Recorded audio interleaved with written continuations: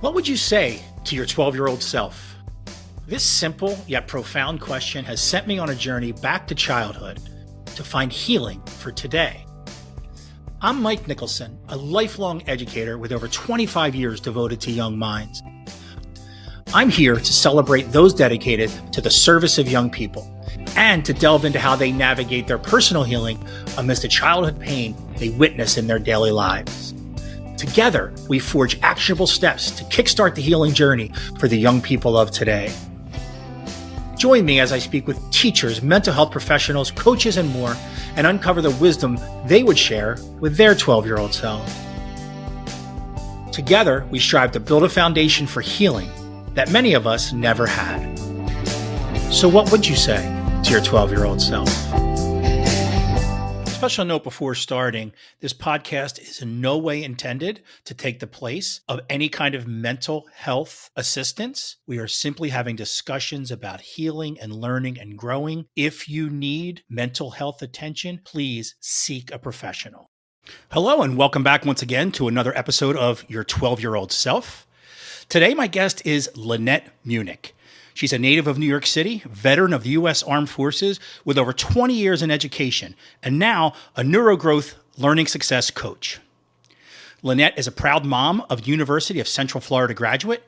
She resides in Orlando, Florida, and continues to serve students in the public school sector as Dean of Students and as a Learning Success Coach.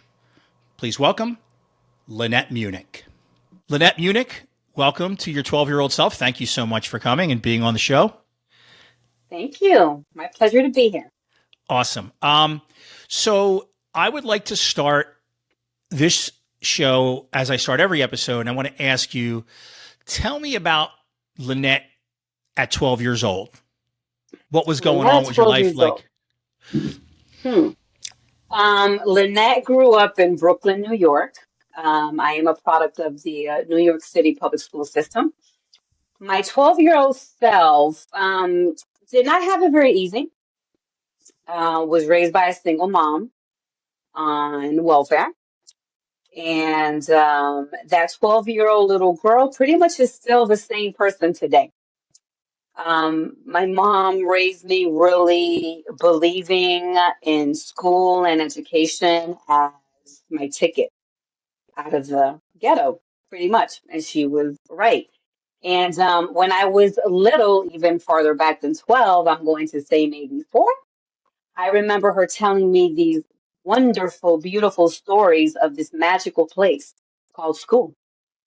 And I remember my first day walking into kindergarten. That was way back in the 70s when kids went half a day.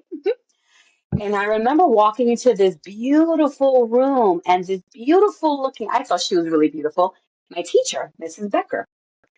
And I've always loved school ever since then.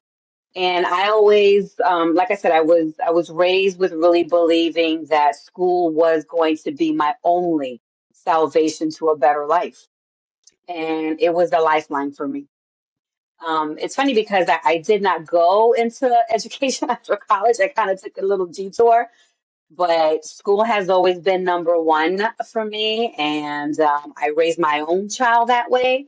My daughter's life obviously is very different than mine was, but I really am where I am today because of my mother and her and how she valued education, because she taught me to, in order to acquire things in life and happiness and independence, is through education, something that she herself could not really do for herself.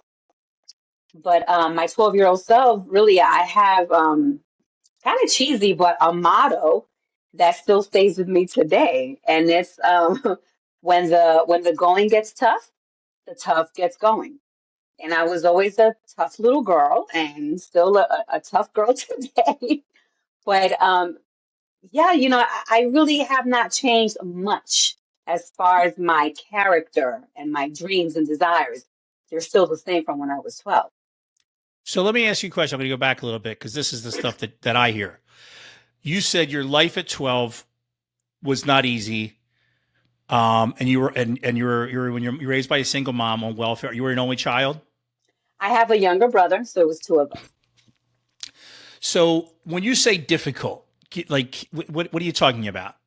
Like, give me an Poverty. example, like poverty. Poverty, yeah, poverty. My brother has a different dad who raised me as his own, but he was an alcoholic, and I did witness domestic violence.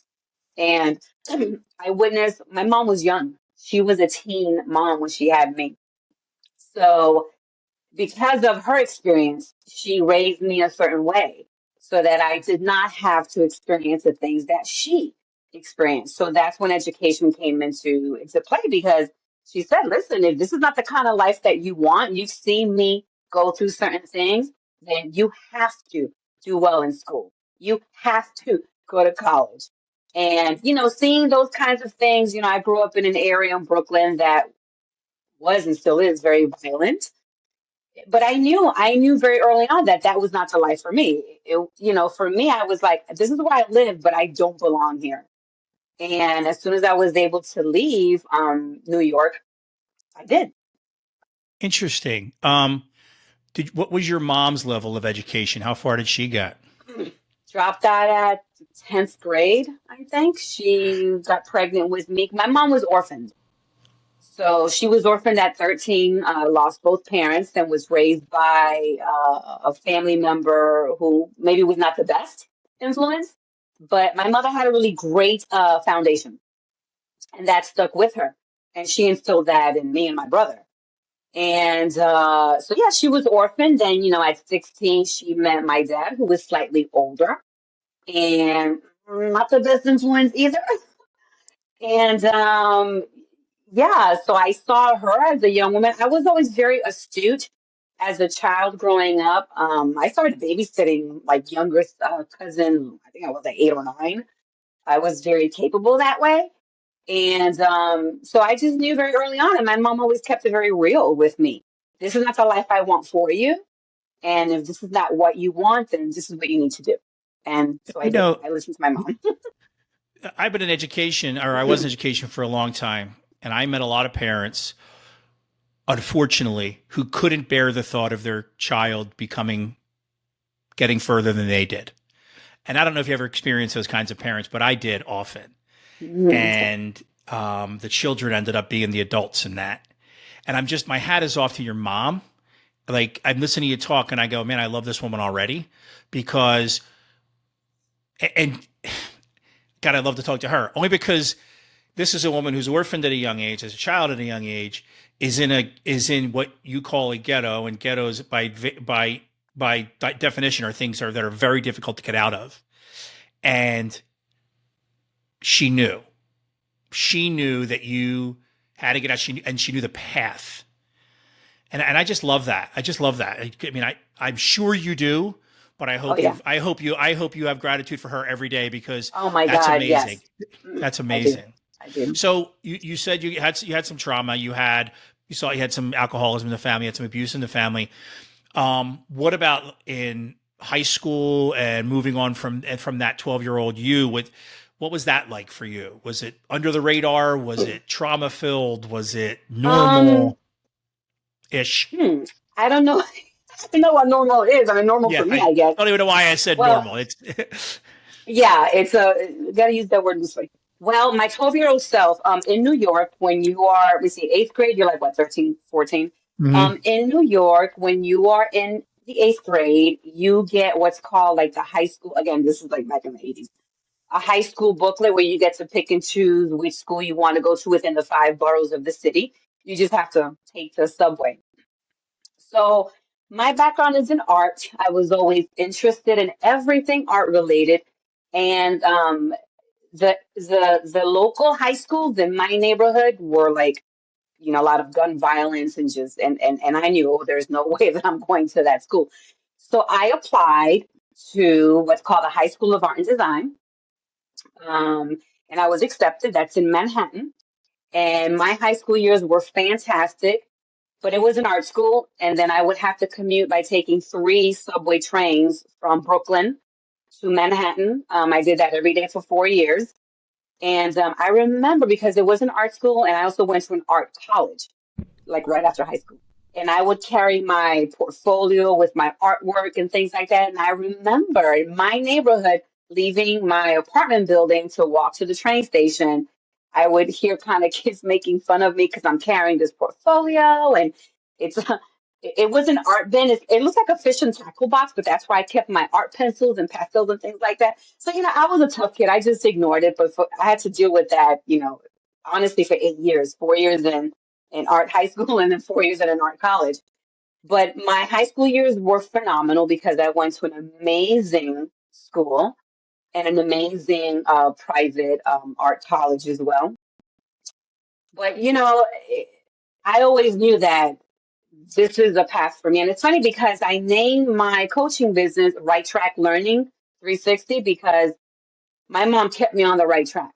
And, when I was in the classroom, it was just something I would always tell my students, come on, I got to get you on the right track. I got to get you on the right track. And, as a coach, I would love to say, yes, I'm going to get you to pass that state test. But my job is to get you on the right track. You have to really want the end goal. And again, my high school years were fantastic. College was a lot more difficult, but I did it. I stayed the course and stayed on the right track. But Yeah, no, I'm really, sure. again, going back to my mom, it's everything. I mean, I had it in me already, but that is how she molded me. So what kind of art were you interested in that, or what was your Um, major, I guess I should say, your yeah, specialty? it was advertising and graphic design. I went to the School of Visual Arts in New York City. It was a school, it was private. It was a school where I'm gonna throw some names out there. Calvin Klein he went to my high school. Um, my college, a lot of, if you're in the design business, a lot of these names, high profile people, they went to that school. College was difficult for me only because I did not have the money. It was expensive. So back then, I would have to apply for student loans. And thankfully, I qualified for different grants.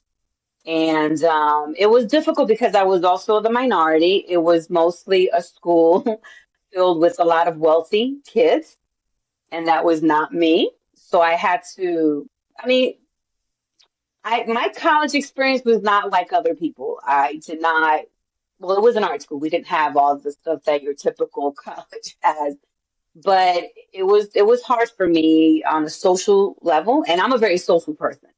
But I just didn't feel that I could really relate to anyone. So my life consisted of school, the home, and then if I had a little part-time job. And my senior year in college, I I would take 3 subway trains from Brooklyn to Manhattan. And I remember I worked at a clothing store from, well, I went to school from 9 to 3 and then had to walk a block to go to work. And I worked literally from 3 to 9 o'clock at night and then had to take 3 subway trains right back home. That was my senior year. So, but hey, my goal was to get that degree and I got it. Question, something that struck me. From the time your whole school experience is being looked at funny, if you know what I'm saying, right? So you walk through your neighborhood and everyone's looking at you funny because you're doing this. Then you go to college and you were the minority, as you put it, because you didn't, you weren't like everyone else there. I just find that really interesting. And that has to be really have quite an impact. Have you ever thought of it that way? Like, and what that has Oh done, and yeah. what has that meant to you? Yeah. Yeah. I didn't feel, and this is the race and my culture played a huge role. I am Puerto Rican. I'm a light-skinned Puerto Rican. So in my neighborhood, it was predominantly Puerto Rican, Dominican, Black. I didn't fit in because I was a smart girl. Went to school, I did all the right things. I was at my college, predominantly white. I didn't fit in there either. I'm like, I'm stuck in the middle here. But I stayed the course because, like I said, when the going gets tough, the tough get going. And my goal was to get that degree. And I was not about to let anyone interfere with that. And I love that. That's my experience. And that is one of the reasons. Well, I've always wanted to be a teacher, which is really funny ever since I was little because I was blessed with a lot of really great teachers that I still remember till this day. And the only thing that kind of steered me away from education as far as going to college and study education, when I was a kid, I was like, I never understood why my teachers look so tired and why they carried so much stuff until I became one. I was like, now I get it. But, I took a detour because after college, I went into the Air Force. I went into the military because I graduated college in 91. And Mike, I could not get a job. It was during the recession of You and I are the 91. exact same age. You and I are the exact same age because that's exactly what happened to me. I Yep. can Yeah, I'm think 55. exactly. Could not get a job even at the mall. And I'm like, oh my God, here I am with a college degree. You're naive and you think I'm going to get a job. I want to work on Madison Avenue and, a big ad agency. Did not happen. So I joined the military at the time. Well, my mom's married to my stepdad now, but she had met a man, this wonderful man that I loved dearly when I was a senior in college. And he was ex-military, and he kind of gave me some advice, hey, maybe you should join the military. At first, I was like, oh my God, are you crazy? Me, I just, finished 4 years of college. How dare you say that to me? And guess where I ended up? The Air Force. Great experience, though. Great experience. So anyway, after college, I went into the Air Force because I had student loans to pay back. It was that simple. And I did it. It was a great experience. And after I was done with the Air Force, I ended up moving to Florida, which is where I live now. Hustled a little bit here and there because that is what you have to do. Landed a job as a graphic artist. I did that for 4 years.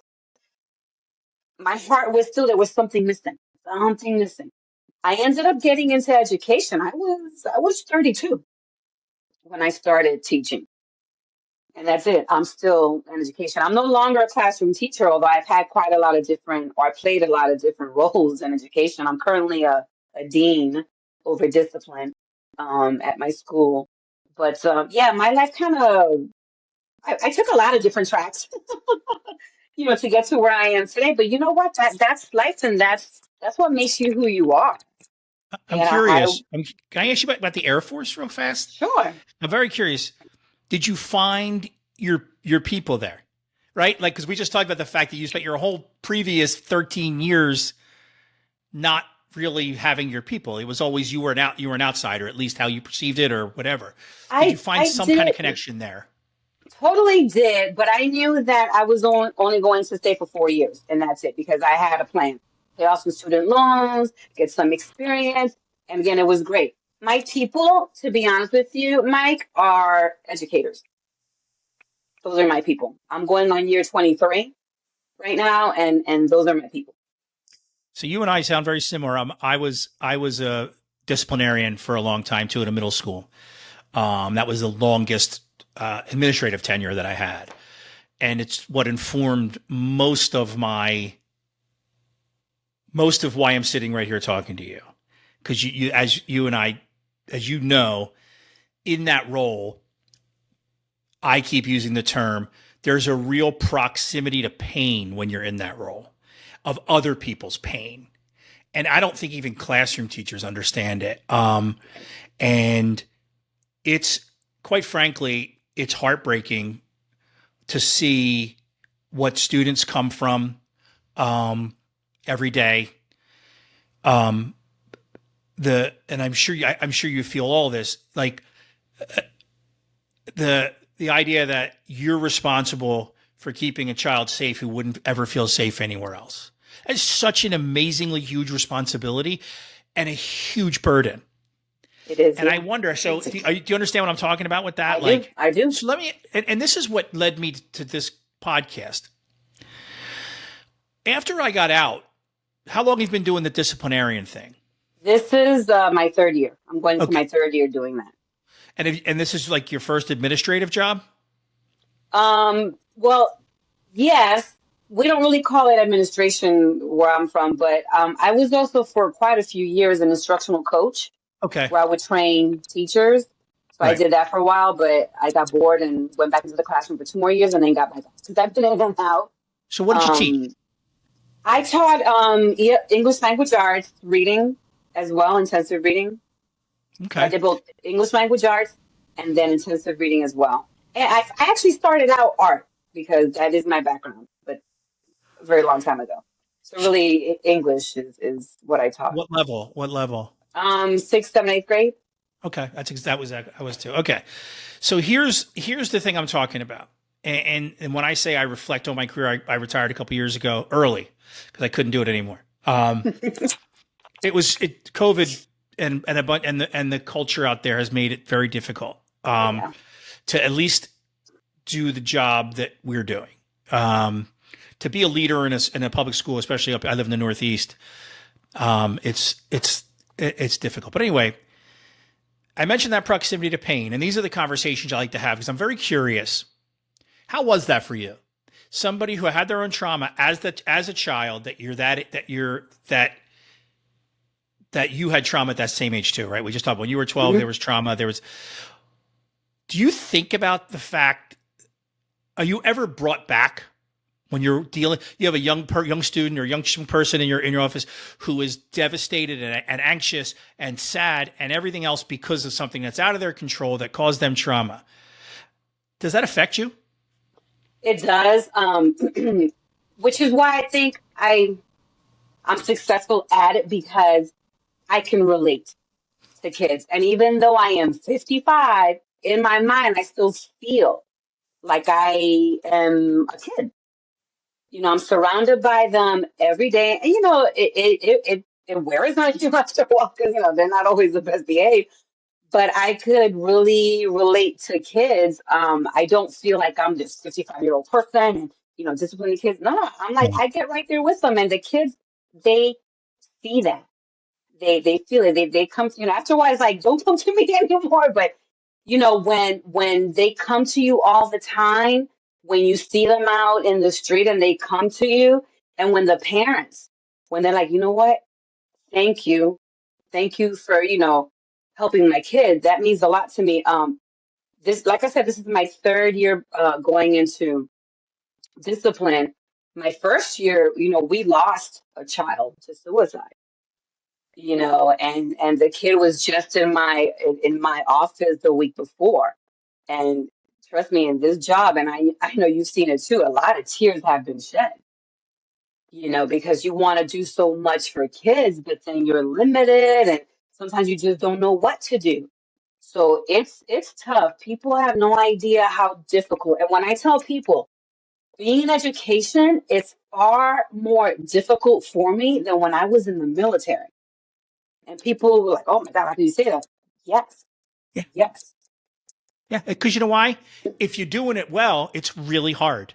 It's like parenting. You have to work really hard to be good.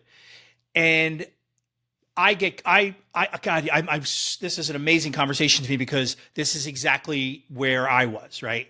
I knew I became very good at my role as disciplinarian. I would get letters sent to the board from a kid that I had suspended so many times, but from their parents about how well I handled that kid, right? And how much I showed my support for that. Like that's amazing, right? So I was doing something right. And again, this is the stuff I reflect on now and go, what was I doing? Why was I doing that? What made it so I could get, in the mud with that kid, so to speak. But at the same time, on reflection, it's heartbreaking. And I always talk about it. The term I use is outside my office door.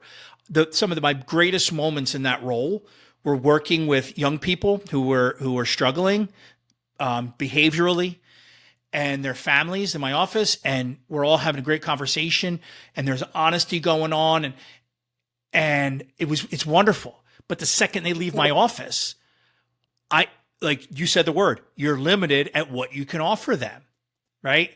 Teachers can only do, and this is what we're going to talk about soon with the coaching. Teachers can only do so much, right?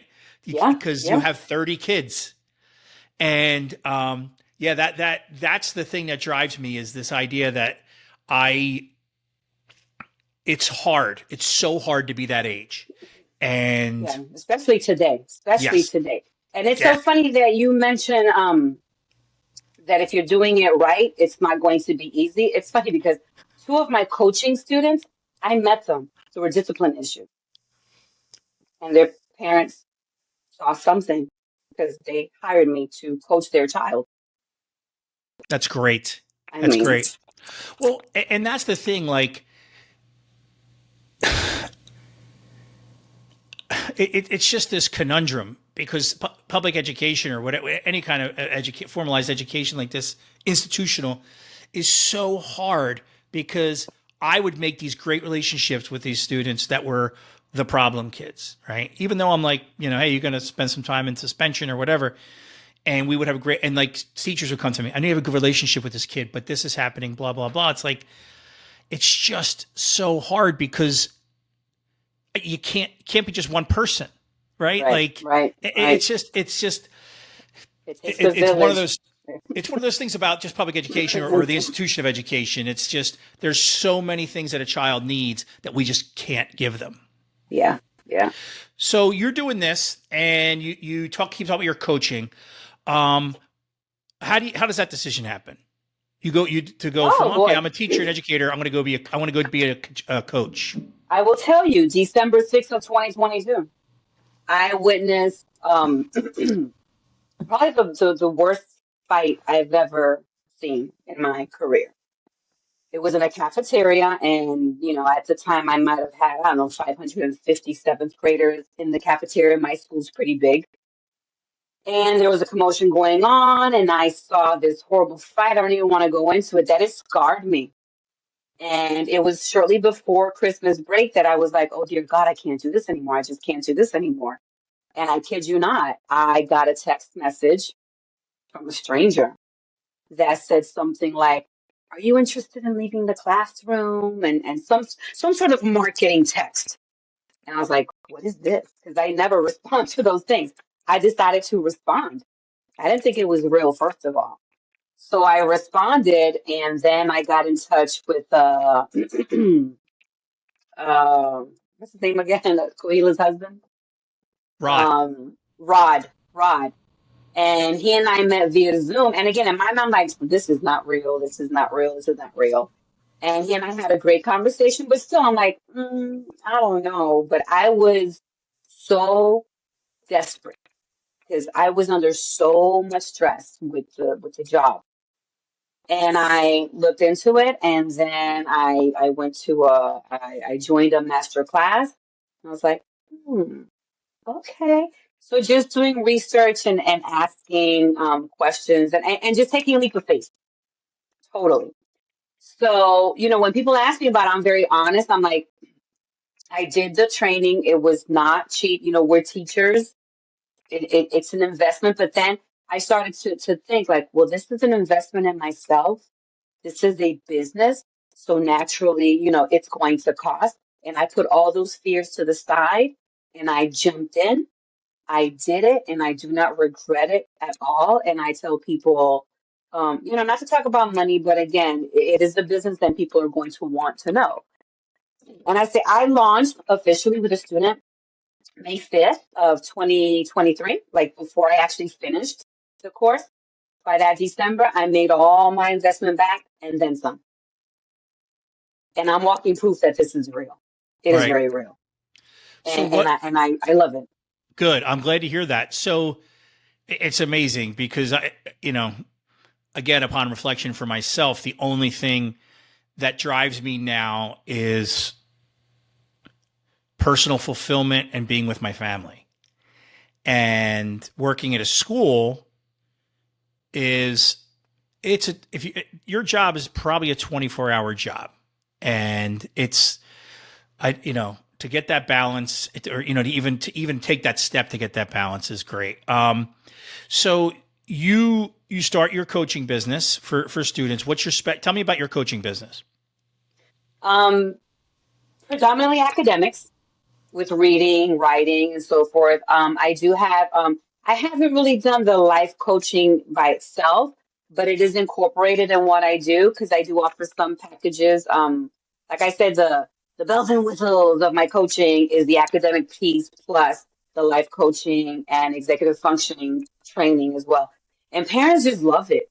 They love it. And then with the students that I re-enrolled, I worked with them for 10 months, and the parents, they saw the difference in just 10 months, not just academically, but here in Florida, the state test is a big thing and it's constantly being pushed, and parents wanted to see an improvement in that. And we saw it. And that's just because that's what the child wanted to as their goal. And, it made me so happy, and it is fulfilling because it's different. It's one-on-one, it's private, they get what they get at school, but with me, it's the extra push. So that's primarily what I focus on. I do want to get into the life coaching as well. I think I have to feel a little more confident with that. But then I'm thinking, gosh, what I do every day is Yeah, life don't skills. overthink that one, Lynette. Yeah. Don't overthink that one. And that's the same thing that happened to me. That that's all I want to do is coach teens into understanding you're not alone, you're not crazy, everyone's feeling how you feel, Yeah. and it's all going to be okay someday. And because it's hard, it's just hard to be that. So I'm curious though. You said you do because what you do is very holistic, right? Is what it sounds like. And that's where the life coaching comes in. You're working on their confidence and everything else.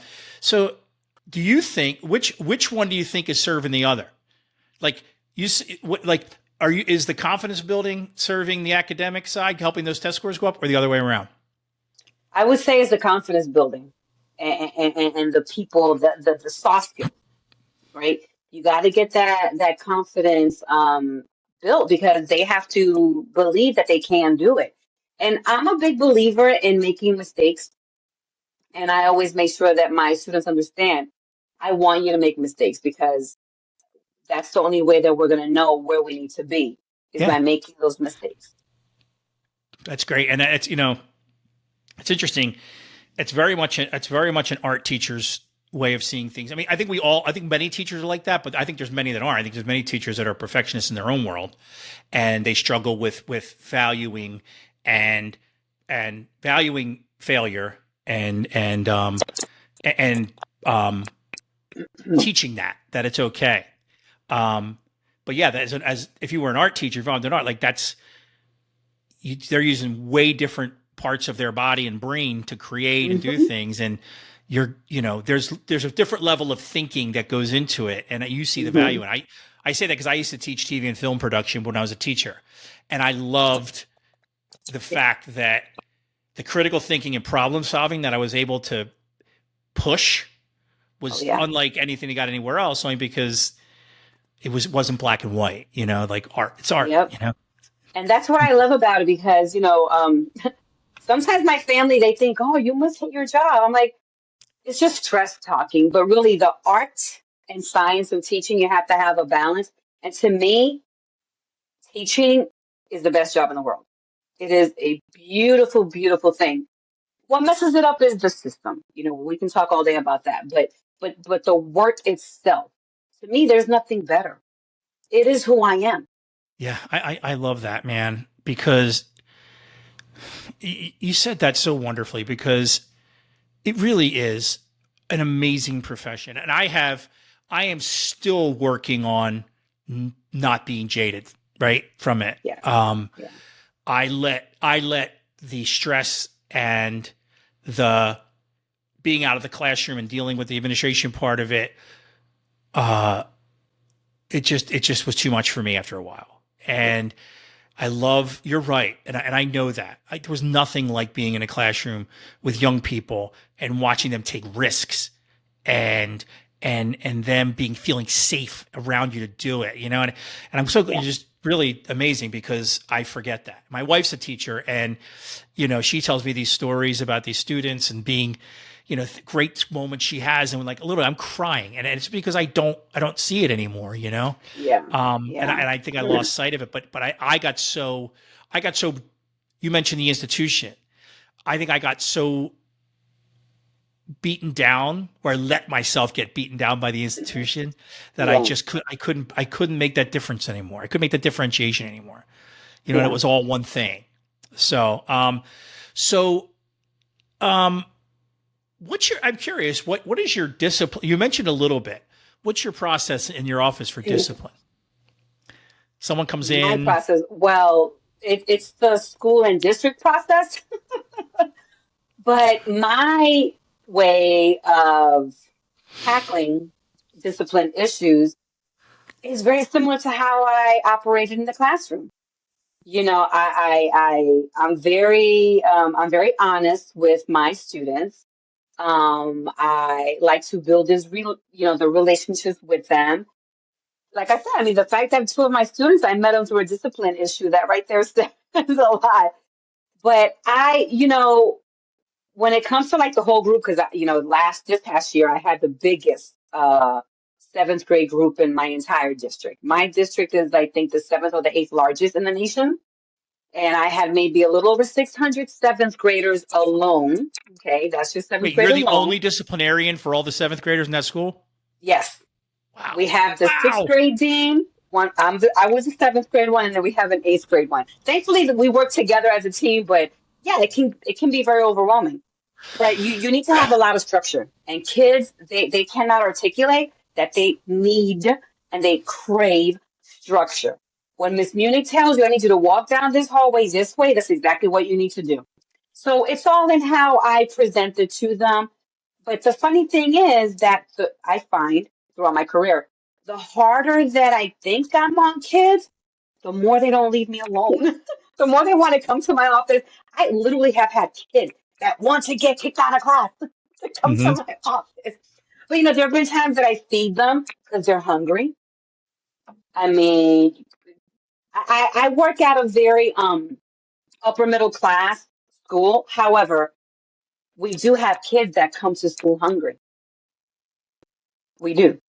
So it's so amazing. Like the reality is that those kids that want to get kicked out of class are the kids who the institution can't serve, right? And you fill that need, but you don't have the capacity to keep filling that need. And that I get that. I literally lived that. I understand that. And sometimes teachers are going to think, oh, you're not being hard enough on them. Oh, they want to go to you. That's not a good thing. But like, darn it. They need somebody. They need somebody. They need somebody. I mean, I've said this 5 times on this podcast. The research says if these kids know or think one adult loves them, they're going to succeed at a greater percentage, a higher percentage. So like what? And again, to me, it's a question that is just impossible to answer. What do you do with that? Right? What do you do with those students? How do you serve them? And what we serve them, or at least you get to serve them by coaching, because that's the students we're talking about. Yeah. Amazing. Yeah. It's amazing. I love talking to you. And honestly, that's how I approach being a dean, is coaching. Yeah. Is what it is. And I'm thinking of my one girl. I love her to death. Her name is Alexis. This girl came to us from another school. She was literally at my school a week before she was suspended the first time. I probably suspended her 4 times. It was for fighting. But I will tell you, Mike, maybe a month before school ended or 2 months, that girl was she was my shadow. That I put her to work in the cafeteria, just helping on and picking up trash. And that gives kids a feeling of purpose. A feeling of purpose. And just something that simple. When that child walked off campus on the last day of school to get on the bus, she was in tears. I was in tears. Because I know this child comes from a home that may not be the most conducive to a healthy upbringing, but she gravitated to me, and I can't just ignore a kid in need. Yes, everyone cast her to the side because she was difficult, but she needs love. That's what she needs. And I'm able to see past the behavior, to look at the individual. Kids a lot of times don't know why they do the things that they do. Sometimes that's all they know how to do. Amazing. But you need to be able to see past that and love them. That's what they need. I love this conversation. It just brings me back. Like I often thought I was more of a guidance. You would have thought I was more of a guidance counselor than a disciplinarian, right? And I would hear that from people because I was so compassionate and understanding, and real. And I think what I got was, and I don't know when it clicked, and I don't know if it's something I needed or something that I valued at a young age. There's something, think about the responsibility you and your people in your school have, the adults in your school have. And I used to tell young teachers this, new teachers every year. Understand that you're about to talk to seventh graders who are coming from for us, it was seventh, eighth grade was our middle school. They were coming from elementary school.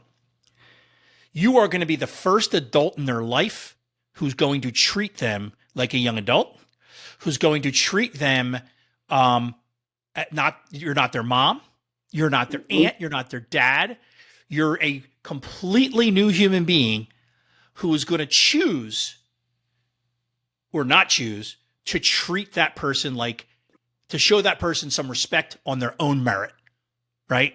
Correct. Yeah. God, that's a huge, huge burden, right? It's not a burden, it's a responsibility. It's a huge responsibility. And I think that's what happens. I think when this kid only knew how to get attention by acting out. Yes. And you went, yeah, okay, you're going to come to my office. We're just going to be real with each other. I'm going to still give you discipline, but yeah, let's talk.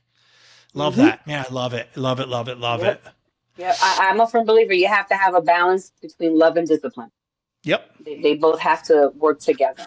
Yeah, and discipline, for lack of a better term, is love. You're providing structure because someone you love them and you want them to succeed. Absolutely. Love it. All right, let's let me start getting to my final couple questions here, if you don't mind. Sure. So I'll give you some background.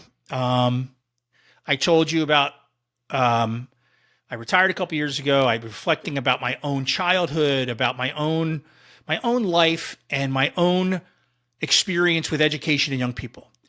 And I started just really reflecting about why did I go into education? Did I go into education because I was trying to serve a kid, trying to give students that something I never got, and I do believe that that's the case. And I just been, not perseverating, but was weighing on me. And I was going through Instagram, looking at reels or whatever, and this meme pops up. And it says something like, my therapist gave me this exercise. It says, imagine standing outside the bedroom of your 12-year-old self.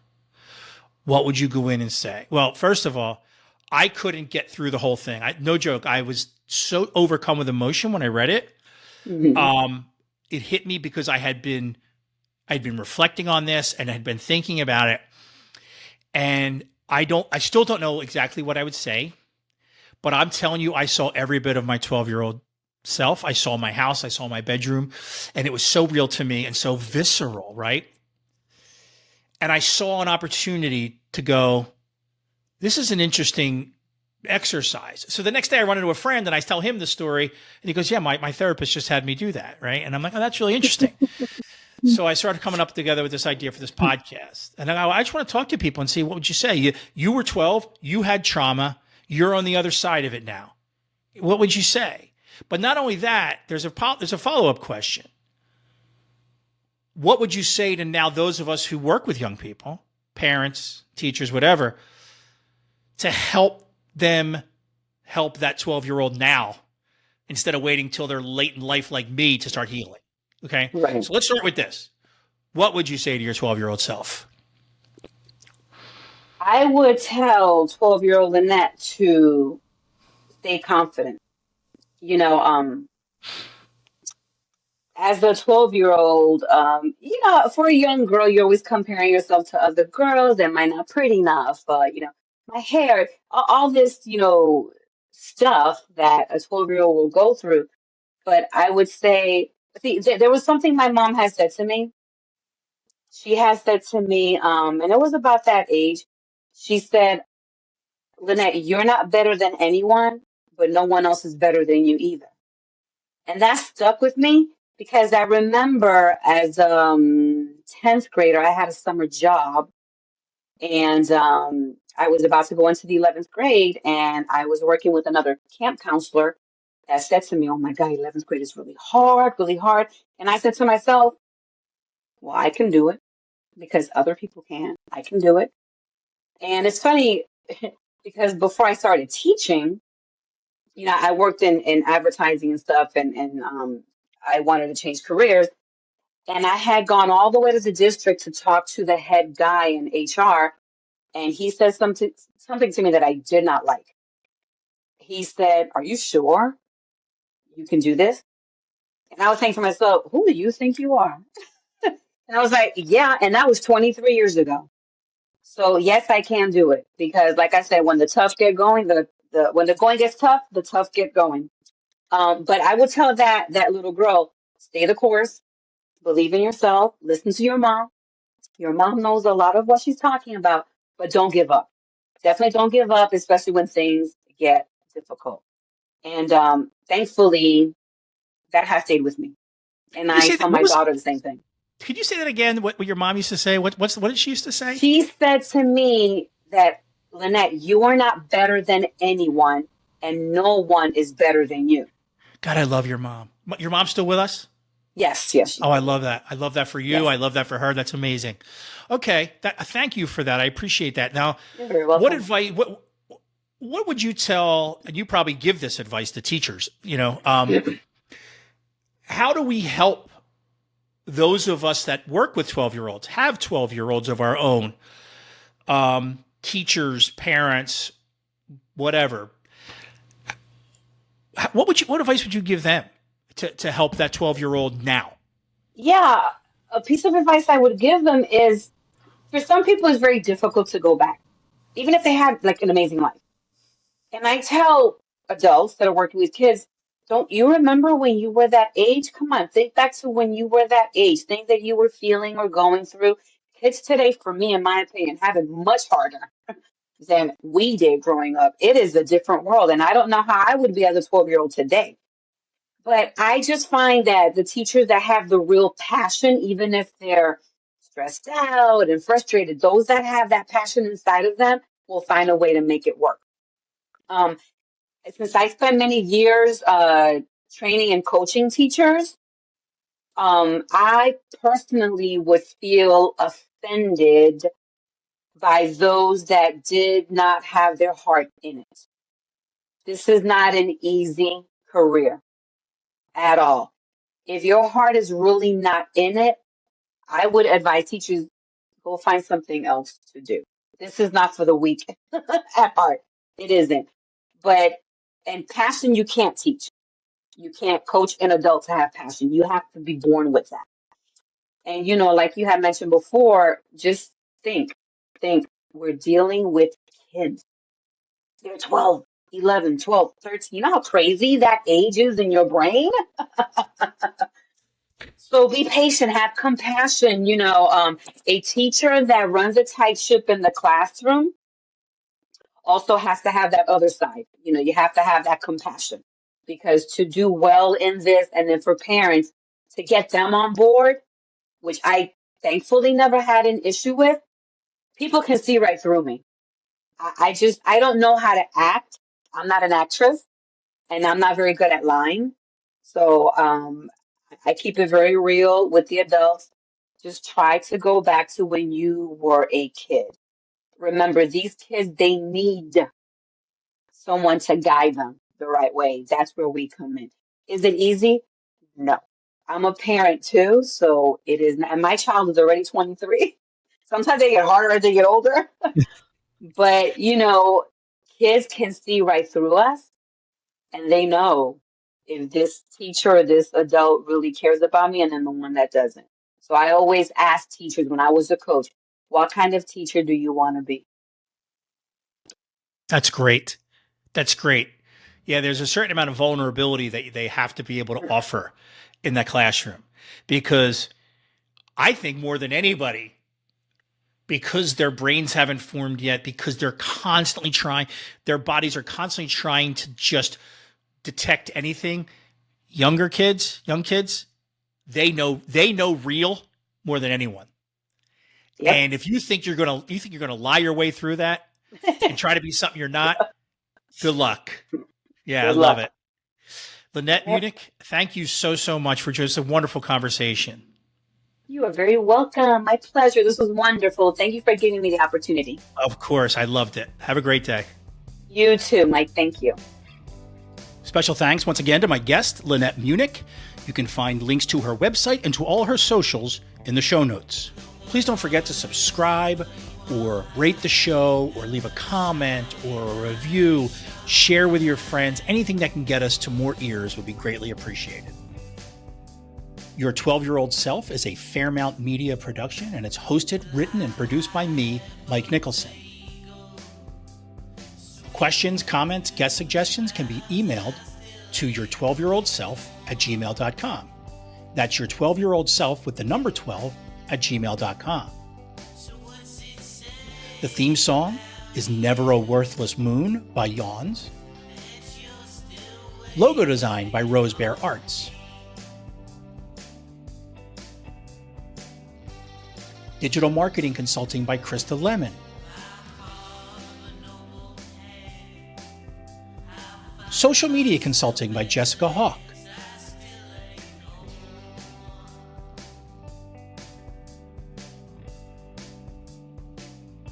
Special thanks to Ron Cornwall and Sarah Finney.